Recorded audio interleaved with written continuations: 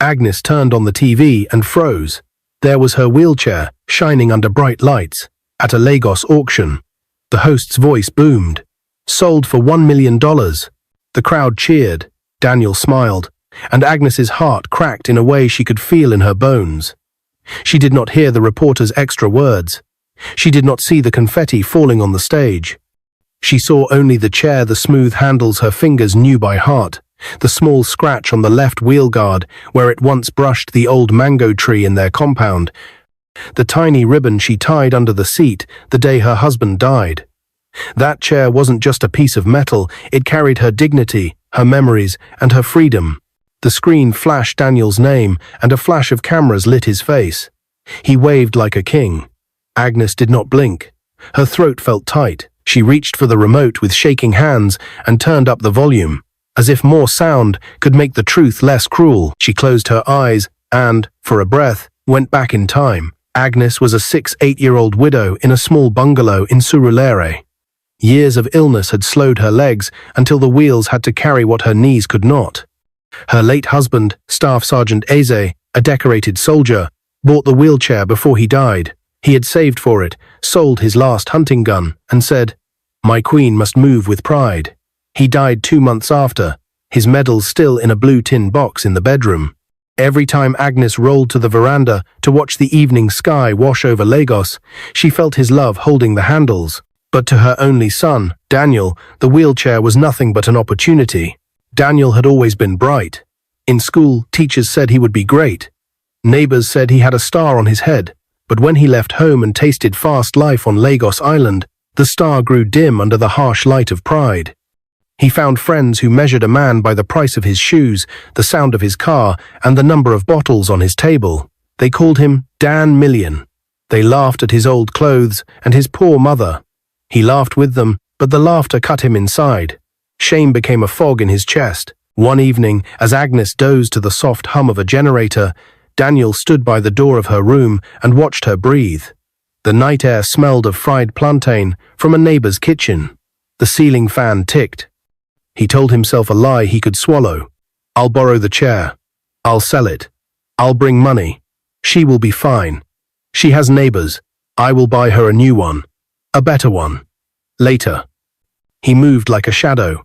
He slipped the ribbon. He lifted the chair with a friend's help. The metal frame brushed the door and made a small sound. Agnes stirred but did not wake.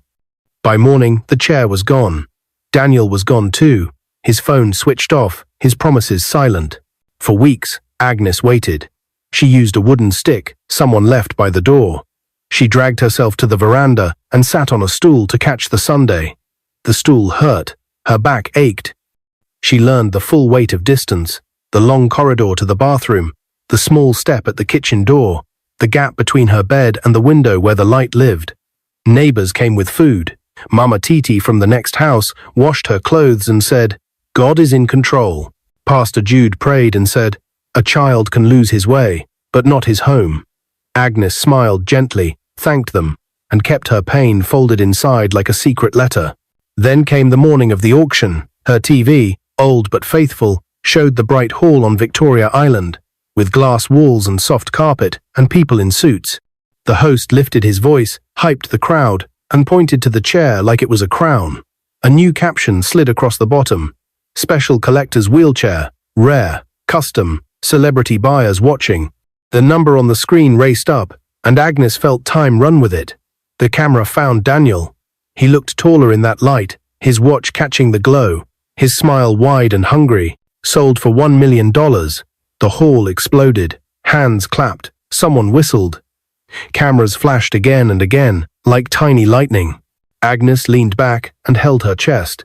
The pain did not come like a stab. It came like a long wave, slow and heavy, as if the ocean inside her had decided to rise and swallow everything built on her shore. She remembered the last time Daniel held her hand in public at her husband's burial. He was 15 then, small and quiet, his eyes red. That boy had promised to care for Mama like Daddy did. Where was he now? The news crew interviewed Daniel outside the hall. He laughed and said words that felt like stones. "What's one wheelchair compared to $1 million? She'll survive." The reporter chuckled. The crowd behind him cheered again. A man slapped Daniel's back and shouted, "Dan Million." The name stuck to the air like smoke. Agnes turned down the volume and looked around her room, the small table with the framed wedding photo of her and Eze, the tin box of medals, the stool that made her back cry. A fly tapped the window and tapped again. She took a deep breath and spoke softly, to no one but the air. "God, is this how my own son will repay me?" Her tears came gentle at first, then louder, then loudest, until she had to press the corner of her head, tie to her eyes. She did not want the neighbors to hear. She did not want pity to stand by her door like a visitor without slippers. She was tired of pity. She wanted justice. She wanted sense to shake Daniel like thunder shakes a roof. She wanted the chair back because it was more than rubber, steel, and screws. It was her promise to herself. "I will move. I will not be trapped." As the afternoon stretched, the neighborhood changed color. The sun slid lower. Children returned from school and played football in the dusty lane. Someone's radio hummed an old highlife tune. A seller balanced a tray of oranges on her head and sang her price. Life went on. But inside the bungalow, time waited for Agnes to make a choice. She tried calling Daniel. His line was still off. She tried to stand and almost fell. The stick slipped. She reached for the door frame and steadied herself. Anger gave her a kind of power. Not the kind that breaks things, but the kind that builds a straight path in your mind where there was only bush before. She shuffled to the bedroom. She pulled out the blue tin box. Inside lay the medals, wrapped in an old, clean cloth. She lifted each one and wiped it with the cloth, like she had done for years, for bravery, for service, for duty. She looked at the last one, the smallest, the one Eze called My Heart. Behind it was a folded paper she had not touched in a long time. Her hands trembled as she opened it. It was the receipt for the wheelchair, the seller's name, the serial number, the special customization order, a small note in Eze's handwriting at the bottom, paid in full, for my queen's freedom. Agnes pressed the note to her chest. The room felt quiet and sharp, as if every object was watching her. She placed the medals back, closed the box, and took the paper to the table. Then she reached for a notepad and wrote a list, neat and slow. Hospital report, mobility, dependence, medical need, receipt, serial number, ownership proof, witnesses, neighbors, pastor, seller if alive, auction footage, TV clip, date, statements, lawyer. She stopped at the last word. She had never hired a lawyer in her life. She did not know where to start, but the thought did not scare her. It steadied her like a firm hand on her shoulder. A knock sounded at the door, 3 quick taps, then a pause, then 2 slow ones. It was Mama Titi's pattern. "Come in," Agnes called. The door opened and Mama Titi peeped in, carrying a small cooler. "Rice and stew," she said, then saw Agnes's face and stopped. "What happened? Who called you?" Agnes pointed at the TV. The auction highlight was playing again, the anchor repeating the word record like a prize. Mama Titi put the cooler down, walked closer, and covered her mouth with her palm when she saw Daniel on the screen. "God," she whispered. "Daniel?" Agnes nodded once. For a long moment, they stood side by side. 2 women in a small room, watching a big city celebrate something that tasted like shame in their mouths. "Eat small," Mama Titi said softly. "You need strength." Agnes shook her head. "I need sense more than rice." They both tried to smile. Only one corner of Agnes's mouth lifted. "Will you tell Pastor?" Mama Titi asked. "Tomorrow," Agnes said. "And Daniel? When he is ready to hear, he will call. Until then, I will prepare." She thanked her neighbor, promised to eat later, and waited until the door closed. The house felt different now, like a stage before the curtains rise. She took the paper and slid it into a clear file. She placed the file on the table and sat, back straight, hands calm. Outside, the first stars came out over Lagos. A distant siren wailed, then faded. Agnes reached for the small old phone she kept for special numbers, the one Daniel did not know about. She scrolled through a short list and stopped on a name she had not dialed in 20 years. Someone who stood beside her husband on the day he got his last medal and said, "If you ever need me, call." Her thumb hovered over the green button. She took one more breath and pressed it. The phone rang once. Twice. A voice answered, firm and familiar. Hello? Agnes swallowed, and her voice came out steady. Good evening. This is Agnes Azy. I need your help. There was a pause on the line. Tell me everything, the voice said. Agnes looked at the file on the table, at the TV still glowing, at the door that led to the dark lane. Then she began to speak slow, clear, and ready. Daniel became an overnight sensation. The morning after the auction, his picture was splashed across newspapers and blogs. Young man strikes gold, from nothing to $1 million in a night, read one headline. Another called him the Lagos boy who turned scrap into treasure. He soaked in the glory, smiling for photographers who followed him out of bars and clubs. His phone buzzed with calls from strangers who now wanted to be his business partners. Luxury followed quickly. He rented a duplex in Lekki, filled its driveway with a sleek Mercedes and a Lexus Jeep. He bought gold chains, designer shoes, and the kind of watch that announced its owner before his mouth did. His nights became a blur of loud music, bottles of champagne, and praise from people who would never have known his name if not for his mother's wheelchair. But what Daniel didn't know was that his mother had watched everything silently. Agnes stopped eating. The neighbors noticed her shrinking frame. Mama Titi begged her to take soup, but Agnes would shake her head. Pastor Jude visited, prayed for strength, and whispered, God will fight for you. But the wound in her heart was deep. Each night, she replayed the auction in her head until her pillow was wet with tears. When neighbors confronted Daniel about his betrayal, he laughed with a proud sneer. What's one wheelchair compared to $1 million? She'll survive. I'll get her another. But whispers began to spread. In the market, women shook their heads and asked, who sells his disabled mother's lifeline? In church, some refused to sit near him. His new friends joked behind his back. Dan Million turned mama into scrap. Though he pretended not to care, the words gnawed at him like termites in wood. Still, Daniel kept spending. He took his friends to nightclubs on Victoria Island, where they shouted his name as if he were a star. He was no longer Daniel, the boy from Surulere. He was Dan Million, the man who turned wheels into gold. But pride has a way of sharpening its own fall. One night, after a long evening at a club, Daniel stumbled into his Mercedes, drunk and reckless. His friends cheered as he sped off down the expressway, music blasting. The streetlights blurred, the city roared past, and his laughter filled the car. Then came the screech, the spin, the shattering of glass. The crash left his car twisted like foil. The airbags burst. When people pulled him out, blood dripped down his face. He lived, but his right leg was crushed badly. Doctors said he was lucky to survive, but the damage was permanent. Daniel needed a wheelchair. The irony struck him like a hammer. As he lay in the hospital bed, staring at the white ceiling, he thought of his mother's chair. The one he sold, the one that had carried her dignity for years. Nurses rolled in a basic hospital wheelchair, but it was nothing like the one he had stolen from her. He had traded her freedom for money, and now, when he needed it most, his freedom was gone. The parade of friends who had filled his house with noise disappeared like smoke. The men who once clapped his back did not pick his calls. The women who laughed at his jokes left his texts unanswered. Even the reporters who once wrote his name now wrote new stories about other men with other money. No one came, except his mother. Agnes arrived at the hospital one humid afternoon, leaning on a borrowed stick. Her steps were slow, but her eyes were steady. She entered the ward and stopped by his bed. Daniel's heart clenched when he saw her. Mama. His voice cracked. He tried to sit, but pain shot up his leg. His eyes fell to the floor. I didn't know it would come to this. She said nothing.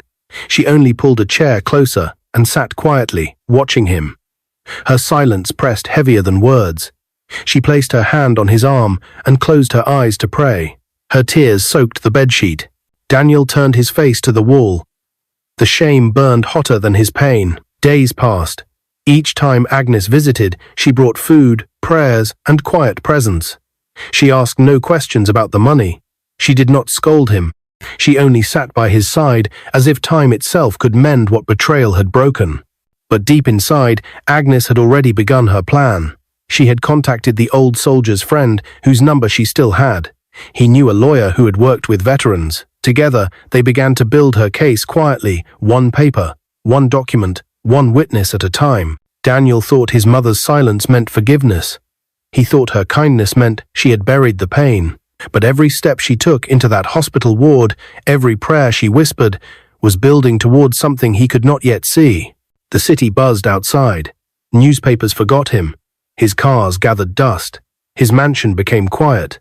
Inside the hospital, Daniel had too much time to think. He remembered the night he lifted the wheelchair out of his mother's room. He remembered her face on the TV as his name flashed across the screen. He remembered the laughter, the headlines, the champagne, and how quickly it all dried up. Regret became a stone in his chest. But he said nothing. He believed time would soften her heart. He believed that once he returned home, he would kneel, apologize, and she would forgive him like mothers always do. But Agnes was not planning forgiveness alone. She was planning payback. Her silence was not surrender. It was strategy. And when Daniel finally left the hospital, healed enough to limp with crutches, he had no idea that his mother had already set the stage for his downfall. The stage that would shock all of Lagos. The day Daniel was discharged from the hospital, the air smelled of rain. He leaned on crutches, his legs stiff inside a heavy brace. The nurses wheeled him out toward the hospital gate, but when he saw the old taxi waiting, shame tightened around his throat. Gone were the sleek cars, the entourage, the flash of cameras. All that was left was a bruised man limping toward a driver who did not even recognize his name. Agnes stood beside the taxi, her scarf tied neatly, her face calm but unreadable. She didn't rush to hug him. She didn't curse either. She only nodded to the driver and said, "Take us home." The ride was long, the silence longer. Daniel wanted to speak apologies, balanced on his lips, like raindrops waiting to fall. But his mother's quietness held him back. She gazed out the window at the streets of Lagos, rushing past, her fingers tapping lightly against her stick. At last, they reached the old bungalow in Surulere, the same place she had lived before the world called him Dan Million. The compound looked smaller than he remembered. His Lexus was gone, the gate rusty, the paint peeling. He hobbled out of the taxi and felt as though life had rewound the tape, dragging him back to where he started, but weaker than before. Inside, Agnes had prepared a small room for him. A mattress lay on the floor, a faded blanket folded at the edge. She placed a basin of water beside him and said softly, "Rest." Then she walked out, leaving him alone with the hollow echo of his choices. Days stretched into weeks. Agnes moved about the house with quiet determination. She cooked, swept, prayed, and visited neighbors. She greeted him each morning with a nod, not a smile, not a frown, just a nod. Her silence was like a mirror, forcing Daniel to see himself without distraction. At first, he tried to fill the void. He told her about his pain, his regrets, his plans to change. She listened but gave no answer. He grew restless. He wanted her to shout, to beat him, to curse him anything, to break the stillness. But Agnes was patient. She let silence do the work that noise could not. Sometimes at night, Daniel overheard her on the phone. Her voice was hushed, steady, unlike the trembling tones he remembered when she begged him not to sell her wheelchair. He caught fragments. "Yes, I have the documents. Yes, the lawyer said next week. Yes, we'll be ready." Itam in the Colossus, he wondered what she was planning, but he did not dare ask. One afternoon, a knock sounded on the gate. Daniel limped outside, curious. A truck stood there, and two men carefully lifted down a large wooden crate. They carried it into the compound, set it gently in the sitting room, and left without a word. Agnes stood by the crate, her eyes glistening. Slowly, she opened it. Inside lay a wheelchair shining, polished, brand new. Not the old one that had been sold, but something even better. Strong steel frame, cushioned seat, special handles. Daniel's heart sank. "Mama, Agnes raised her hand, silencing him. She ran her fingers along the armrest, tears sliding down her cheeks. "This," she whispered, "was bought with justice, not betrayal." Before Daniel could ask what she meant, a knock came again. This time, it was a tall man in a crisp suit, carrying a briefcase. He greeted Agnes warmly and sat down. "Madam Agnes, everything is ready. The case will be announced in court next week. We have proof of the fraudulent sale, the veteran's certificate, and testimonies. Your son's actions will not remain hidden." Daniel froze. "Court? Mama, you're taking me to court." She turned to him, her voice calm but heavy with authority. "Daniel, you sold my dignity for money. You thought silence meant weakness, but silence can be a weapon too. Now, the world will hear my side." That night, Daniel could not sleep. He lay staring at the ceiling, his heart pounding. His mother had filed a case against him. If the court ruled against him, his name would be destroyed forever. He imagined newspapers again, but this time not praising him, but spitting headlines of shame.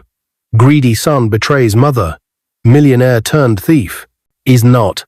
His friends would laugh, his enemies would clap. Employers would close doors before he even knocked. He tried to reason with himself. Maybe Mama is bluffing. Maybe she just wants to scare me. But deep inside, he knew Agnes was serious. Her silence had been no accident. It had been preparation. The next morning, he hobbled to her room. She was sitting by the window, Bible on her lap. "Mama," he whispered, "I know I hurt you. I was blind, foolish, greedy. Please, don't do this. Give me another chance."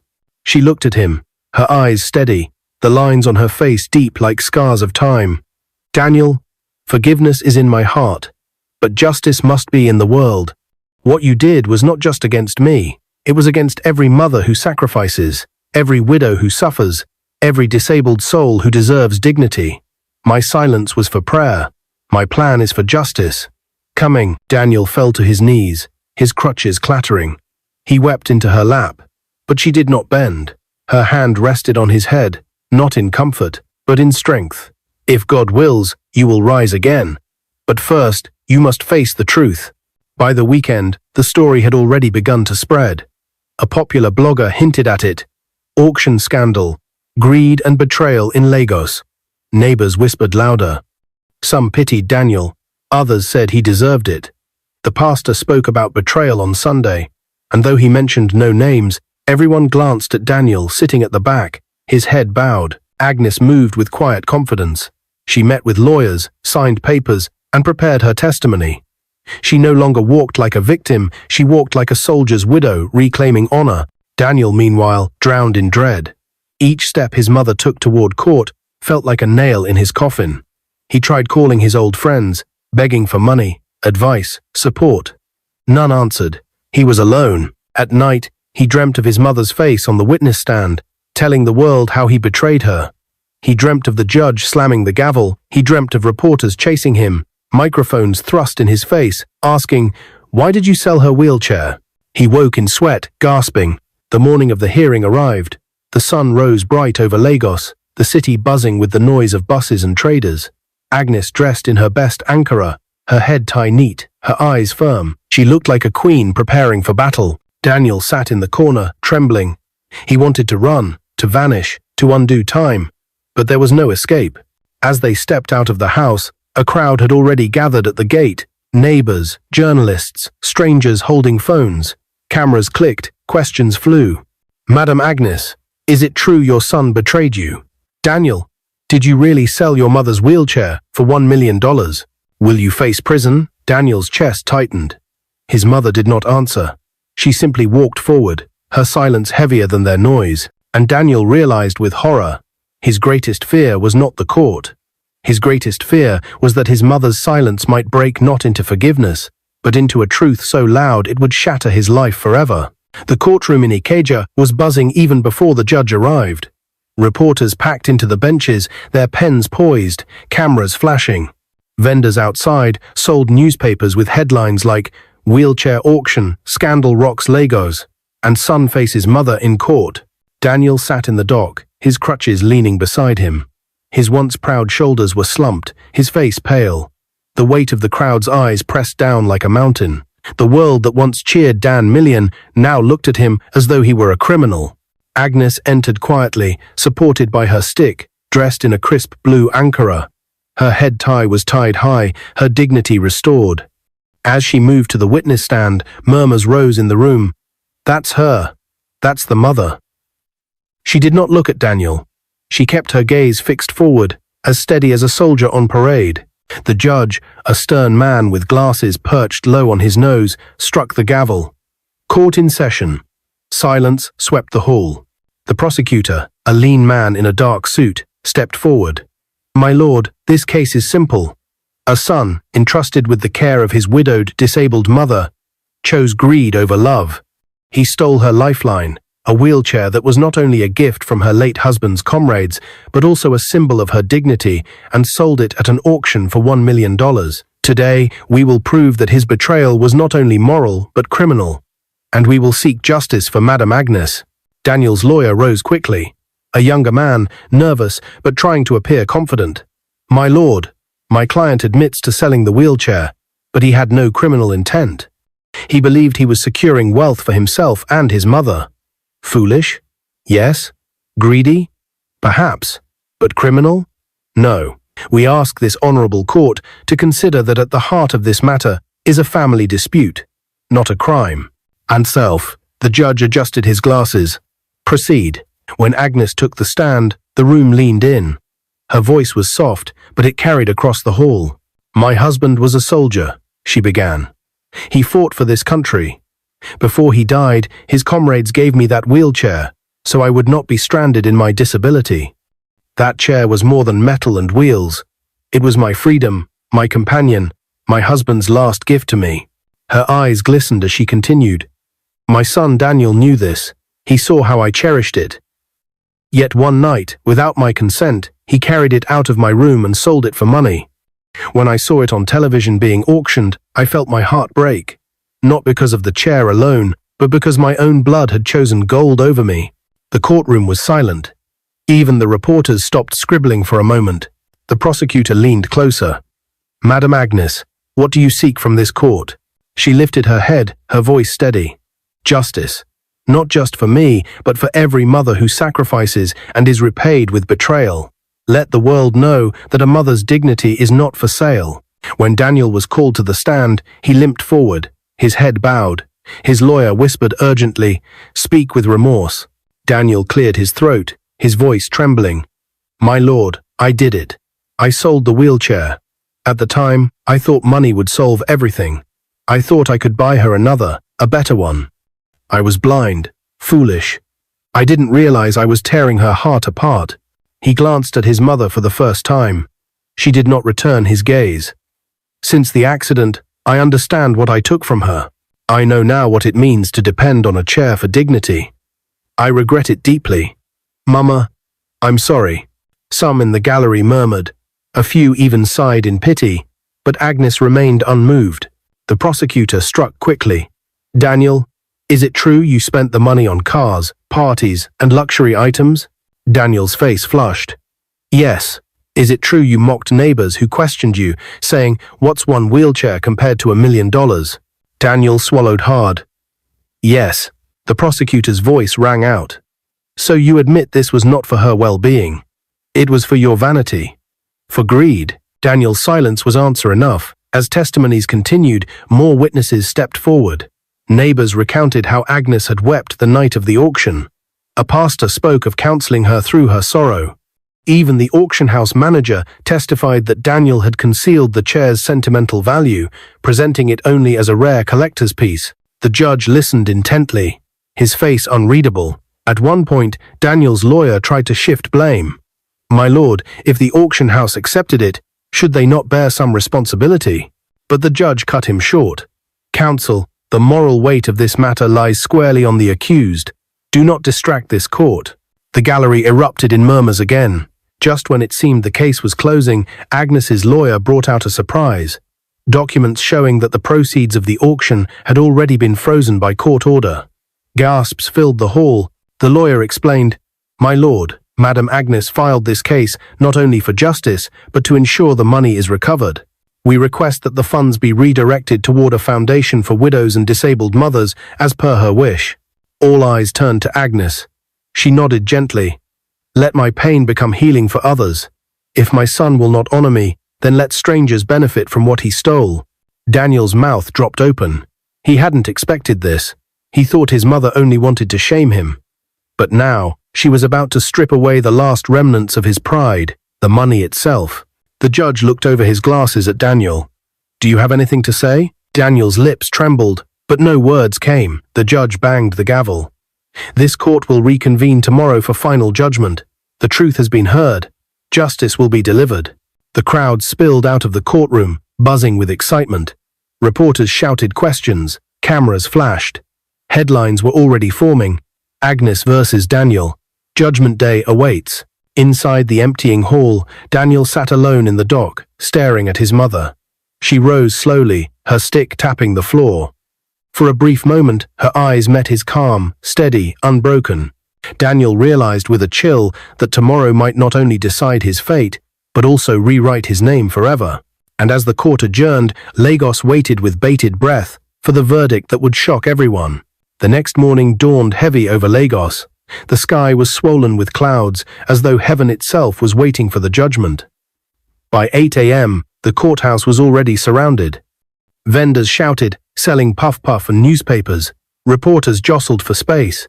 The headline on almost every front page screamed, "Mother versus son justice, or mercy." Inside the courtroom, the air was thicker than the heat outside. Cameras clicked, pens scratched.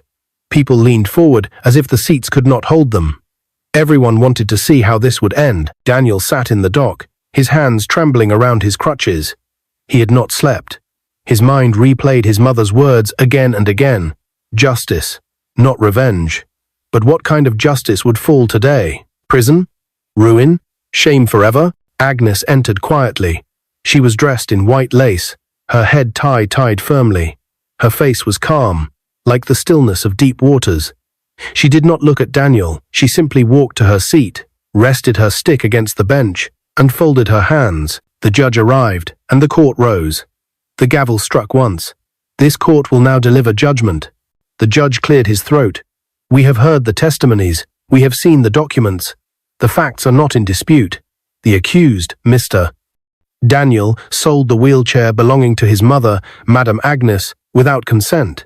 He profited from this sale. He squandered the money on vanity. And he left his mother in pain, without dignity. The courtroom was silent, every word heavy. The judge continued, his voice rising. This was not merely a son's mistake. It was betrayal.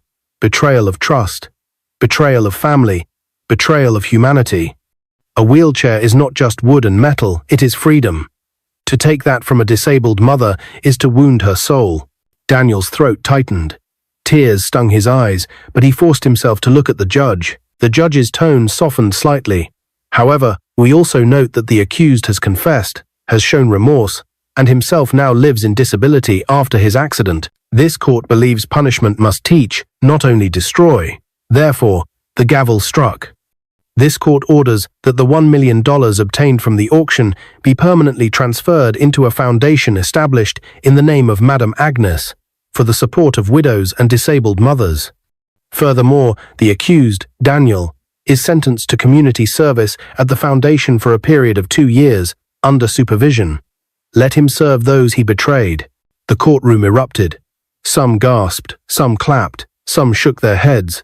Reporters dashed for the exit to file the news. Cameras flashed like lightning.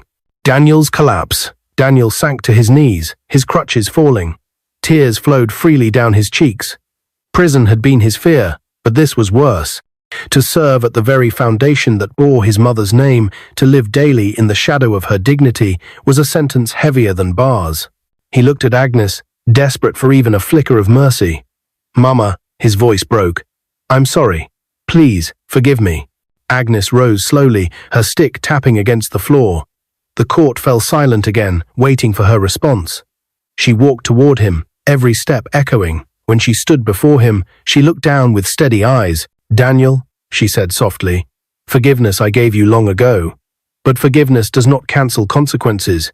You will serve, you will work, you will learn, and perhaps one day you will become the son your father prayed you would be." Her words cut deeper than any sentence the judge could give. They were not shouted in anger, but spoken with the weight of truth. Forgiveness was given, but trust would take a lifetime to rebuild. Daniel wept, his tears darkening the marble floor. As Agnes stepped out, reporters swarmed her.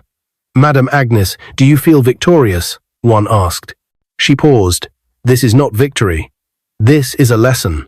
To children, honor your parents. To mothers, never fear to stand for your dignity. To the world, justice may walk slowly, but it always arrives." Her words spread across radio waves and newspapers within hours. By evening, hashtags trended on social media, Justice for Agnes, Honor Your Mother wheelchair case. But while the world celebrated her courage, Daniel sat alone in the empty courtroom, broken. He knew his life would never be the same. Weeks passed. The foundation was born, the Agnes Foundation for Widows and Disabled Mothers. The $1 million funded a large rehabilitation center in Lagos. Rooms were built with modern wheelchairs, physiotherapy equipment, and a training hall where widows could learn tailoring, catering, and crafts to sustain themselves. At the opening ceremony, Agnes sat proudly as the governor cut the ribbon. Cameras flashed, choirs sang, drums rolled. Mothers danced with tears in their eyes, praising Agnes for turning her pain into hope. And Daniel? He was there, in plain clothes, sweeping the compound and arranging chairs. The world pointed fingers, some mocking, some pitying. But Agnes never mocked him. She made sure he worked hard, and every day she watched him from afar, hoping that humility would one day replace his pride. One evening, after months of service, Daniel approached his mother as she watered flowers in the compound. His hands were blistered from labor, his face darker from the Sunday. But his eyes were softer than they had ever been. "Mama," he said quietly, "today, as I helped a widow into her wheelchair, I finally understood. I saw her smile. I saw her dignity restored. And I realized what I stole from you.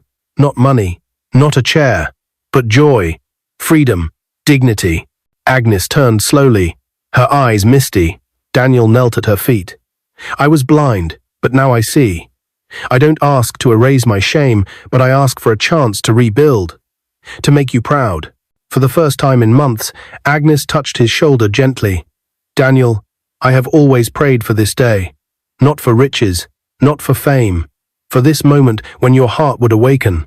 Tears rolled down both their faces, mingling with the evening rain. The story of Agnes and Daniel became a reference. Pastors preached it in churches. Teachers told it in schools. Parents whispered it to their children at night. The lesson was clear. Greed destroys, but truth restores. Betrayal wounds, but justice heals. Agnes lived to see hundreds of mothers walk again with dignity. Daniel continued his service, slowly rebuilding trust, carrying his scars as reminders. And whenever people passed the foundation gates, they saw the words carved in stone. "A mother's dignity is priceless. Honor her always." But fate was not done. One evening, as Agnes sat in her chair watching the sunset, a letter arrived. It bore the seal of the very auction house that had once sold her wheelchair. The manager had written, "Madam Agnes, the buyer who purchased your wheelchair has requested to meet you. He claims he has something important to return. Will you accept?" Agnes's hands trembled as she read the letter. Daniel stood beside her, confused. "What could he possibly want now?" he asked. Agnes looked at the horizon, her heart beating faster. Perhaps the story was not over. Perhaps another chapter waited beyond the shadows. The sun dipped lower, painting the sky in gold, as mother and son prepared for a meeting that might uncover secrets they had never imagined. What is your view about this story? Where are you watching from? If you enjoyed this story, comment, share, and subscribe to our channel for more interesting stories.